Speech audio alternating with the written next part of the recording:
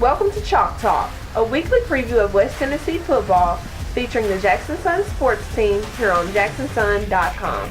Thanks for logging on to jacksonsun.com and clicking on the link to watch Week 6 version of college football Chalk Talk here with Brandon Shields. I am the Sun's sports editor, and he is the Sun's college sports writer, Craig Thomas. And Craig, you pretty much have a full slate of games this weekend with all four teams playing. That's right. The first one that we'll talk about, Memphis, is going to be at the Liberty Bowl, taking on Central Florida.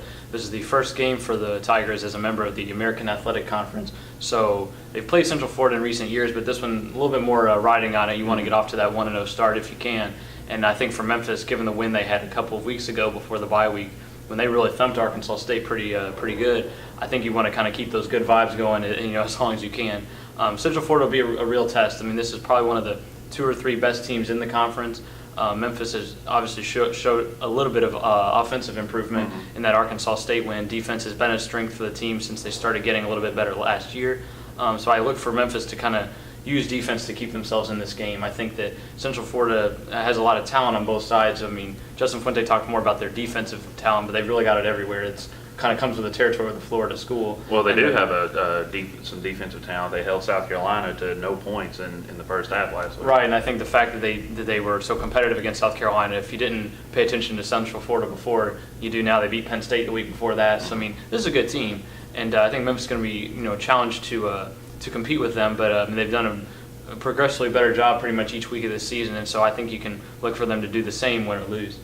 All right, well, also moving north, almost nearly into Kentucky. That's where Martin is, and the UTM Skyhawks are having homecoming this week, and they got Jacksonville State coming in. Yeah, UTM got off a good start in conference play last week with an expected win over Southeast Missouri. A little bit tougher test this time around. Jacksonville State is expected to be pretty good. I mean, it's still pretty early. You don't know for sure, but this is a team that's historically done very well in the OVC. Lost its conference opener to Murray State by a point in overtime last week, so we're talking really thin margins to this point. UT Martin, one of the strengths they've had all year up to this point has been the way they've run the football, which is not really what you think of when you think of UTM. You think more passing, but so far, DJ McNeil, Trent Garland, Abu Toure, particularly DJ McNeil, they've done a really good job just running the football, and they've been able to get a lot of yards that way and kind of make up for some of the passing uncertainty with a new quarterback. So I think that's, again, going to be something that UT Martin can use to its advantage this week. I expect it to be a pretty close game. Last year, obviously with different players, this game was 49-47. Jacksonville State missed a 2-point conversion at the very end. So, I mean, that's really thin margins when you talk about a game like that. But I expect it to be a close game. And if UT Martin can win, I mean, people will kind of notice and probably put them in the rankings. But more importantly, you're 2-0 in the OVC, and that's a pretty good spot to be in. All right, well, as we work our way south, Bethel still has not won a game this year.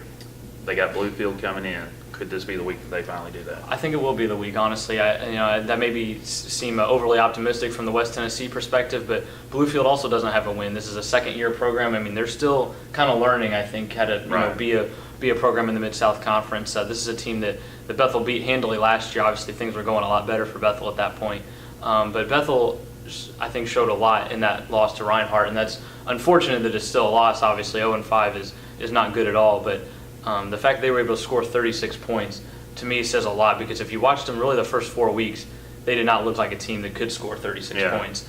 So the fact that they did that with Kerry Sellers and B.J. Robertson playing a little bit of quarterback, I think they're getting better offensively, and their defense I think it's good enough for them to get wins. Their offense just kind of has to match it, and at least for that day, they almost did. So I think that this is a really good opportunity for Bethel to get a win. It's not going to be a division game, and you'd like for it to be, but at this point, you just need a win, period.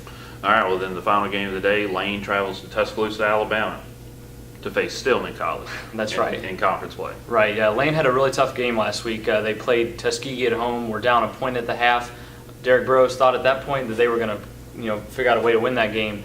Complete opposite. They gave up 27 points, didn't score any, and got blown out, frankly, at home. Tuskegee's a better team than Lane right now, so you can kind of understand why that sort of thing might happen. One of the problems, though, is that Lane's offense didn't operate the way that it needs to. They didn't take a whole lot of chances downfield.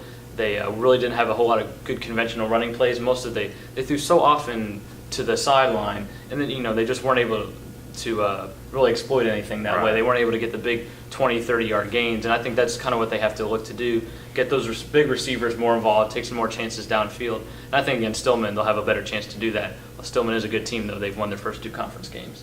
All right, well, Craig, you're going to be at UTM Saturday? That's right, yeah. I'll be at the Jacksonville State game. I'll have tweets throughout that one as well, and then we'll get the updates throughout the day from the other games.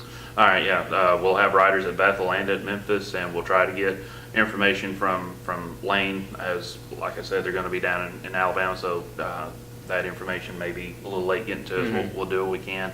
But check us out on jacksonsun.com throughout the afternoon and evening for updates from all the games. Also games from around the country, including Tennessee versus Georgia.